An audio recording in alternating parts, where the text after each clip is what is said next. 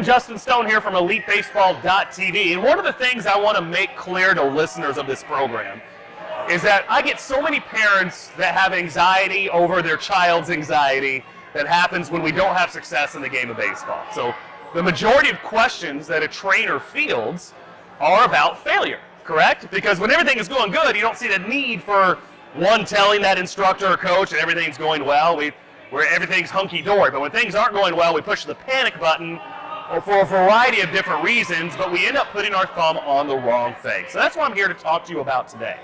The first thing that the younger the player is, the first thing that they tend to blame on lack of success is their swing, mechanics portion of it.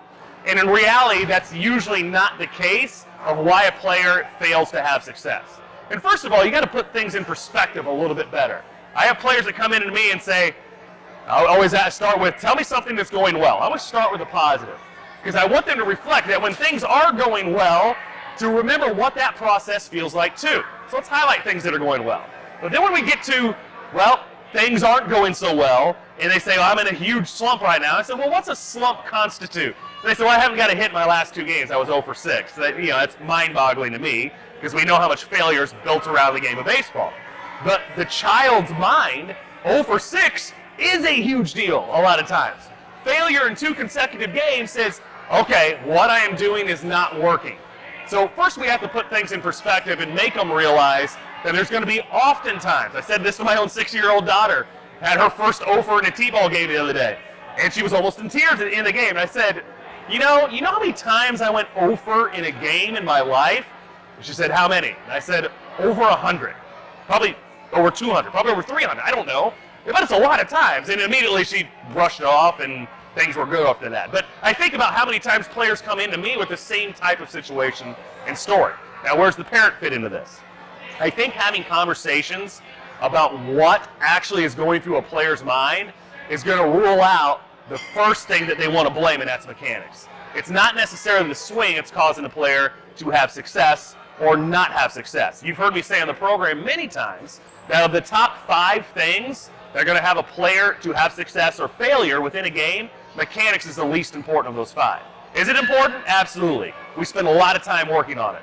But pitch selection, pitch recognition, approach, and the most important piece is timing. So I had a Division I player coming into me. This guy's going to be a pro, maybe be a big leaguer one day, and is fighting what he feels are swing flaws. His swing is fine. The issue is that when he gets in a game, he gets very amped up. He changes who he is as a person because of the anxiety of competition.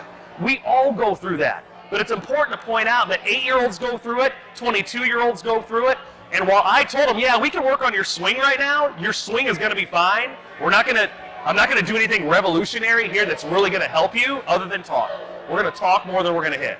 And actually what I did is I sent him his number to a pro player and started a conversation with a pro player that I've worked the exact same anxiety, speed up, brain is working too fast, and that conversation was going to be much more helpful than something I was going to give him as a coach or a trainer. So where can you fall into that too? As a parent, have those conversations with your son or daughter.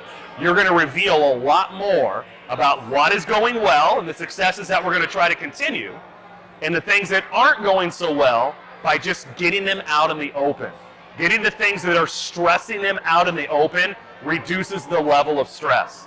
And then finding those things that are stressing them helps you have a conversation that you can really aid your player and end up having more success in the game.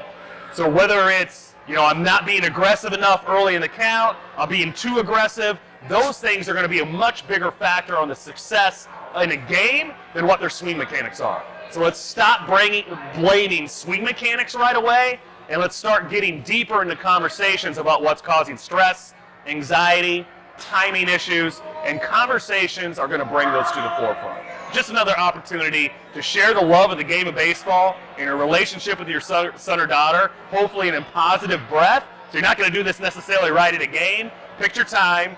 As an adult, know when the best time is to approach your child about that and have that meaningful conversation. That's going to make them have more success in the game going forward. Until next time, this is Justin Stone with EliteBaseball.tv, and we'll see you on the field.